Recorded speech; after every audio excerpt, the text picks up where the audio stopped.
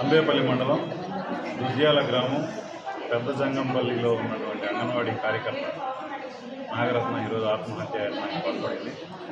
ఈమె 2011 నుంచి అంగన్వాడీ కార్యకర్తగా విధులు నిర్వహిస్తాం. ఈమెకి 2011లో పెద్ద జంగంపల్లి అంగన్వాడీ కేంద్రానికి నోటిఫికేషన్ ఇచ్చినప్పుడు ఈ నాగరత్నతో పాటు అక్కడ ఆంధ్రజ్యోతిలో విలేకరిగా పనిచేస్తున్నటువంటి మోహన భార్య కూడా అంగన్వాడీ కార్యకర్త పోస్టుకు దరఖాస్తు చేసుకుంది. ఆమెకున్నటువంటి మార్కులు లేకుండా ప్రాధాన్యత కారణంగా ఉద్యోగం రాలేదు. నాగరత్నకు ఉద్యోగం వచ్చింది. విలేకరిగా ఉండి కూడా ఉద్యోగం సంపాదించుకోలేదనేటటువంటి అక్కసుతో నాగరత్న మీద 2011 నుంచి కుట్రపూరితంగా వ్యవహరిస్తూనే ఉన్నాడు. ఆమెకు వ్యతిరేకంగా ఊరి జనాన్ని రెచ్చగొట్టడం, ఆమెను ఎట్లయినా సరే ఉద్యోగంలో తీసేయాలని చెప్పేటటువంటి పద్ధతుల్లో ఆయన అయితే తాజాగా తెలుగుదేశం పార్టీ అధికారంలోకి రావడంతో ఇంకా ఆంధ్రజ్యోతి విలేకరి, రెండోది స్థానికంగా ఆయన తెలుగుదేశం పార్టీ నాయకుడిగా కూడా ఉంటున్నటువంటి పరిస్థితి.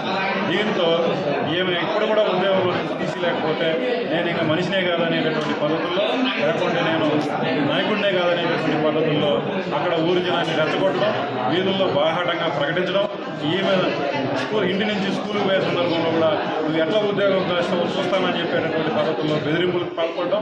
ఈ నేపథ్యంలోనే వాళ్ళకు మంజూరైనటువంటి జగనన్న గృహం జగనన్న లేఅవుట్లో కాకుండా ప్రభుత్వ స్థలంలో ఆ ఊళ్ళోనే ప్రభుత్వ అనుమతితోనే ఇల్లు నిర్మించుకోవడం జరిగింది.